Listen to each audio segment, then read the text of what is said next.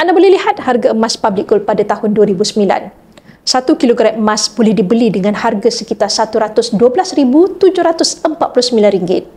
Hari ini, dengan duit sekitar itu, anda hanya mampu beli gold bar 250 gram. Dalam masa 16 tahun, kuasa beli duit anda berkurangan 4 kali ganda dari 1 kilogram emas kepada 250 gram emas sahaja. Seperti yang anda lihat, gold bar 1 kilogram masih kekal beratnya dan ketulinannya. Tetapi selepas 16 tahun, anda terpaksa guna duit yang lebih banyak untuk membeli gold bar 1 kilogram walaupun secara azalinya emas ini masih kekal sama.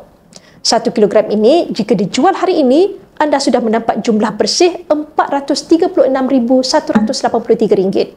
Selama 16 tahun, duit yang anda bekukan dalam bentuk emas sudah memberikan keuntungan setinggi 18% setahun.